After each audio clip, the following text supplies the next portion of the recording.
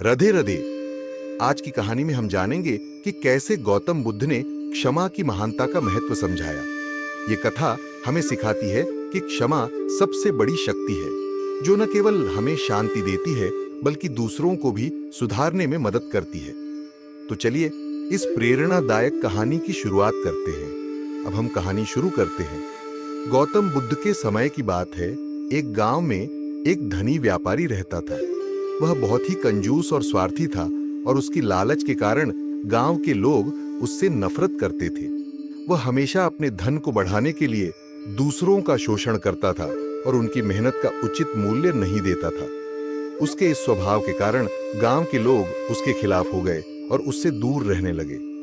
एक दिन उस व्यापारी को किसी कारणवश बहुत नुकसान हुआ और वह सब कुछ खो बैठा। उसकी संपत्ति और प्रतिष्ठा दोनों ही खत्म हो गए। अब वह अकेला और निराश महसूस करने लगा।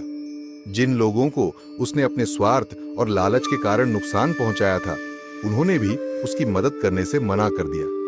अपने दुख में व्यापारी ने सोचा कि शायद उसने अपने जीवन में कई गलतियां की हैं।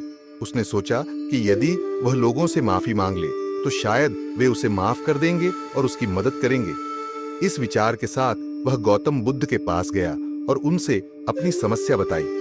बुद्ध ने उसे ध्यान से सुना और कहा, यदि तुम अपने दिल से क्षमा मांगते हो और अपनी गलतियों को सुधारने का संकल्प लेते हो तो लोग तुम्हें माफ कर सकते हैं। लेकिन याद रखो, क्षमा मांगने के साथ साथ तुम्हें अपने कर्मों में भी सुधार लाना होगा। क्षमा मांगना केवल शब्दों में नहीं बल्कि अपने व्यवहार में भी होना चाहिए। बुद्ध ने उसे एक कहानी सुनाई। एक समय की बात है।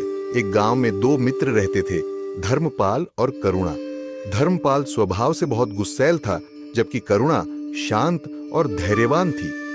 एक दिन धर्मपाल ने गुस्से में आकर करुणा का अपमान कर दिया।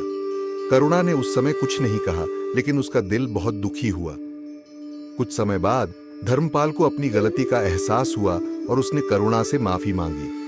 करुणा ने उसे माफ कर दिया और कहा, धर्मपाल, माफी मांगना केवल शब्दों में नहीं होना चाहिए, हमें अपने व्यवहार में भी परिवर्तन लाना चाहिए ताकि हम भविष्य में ऐसी गलतियां न करें।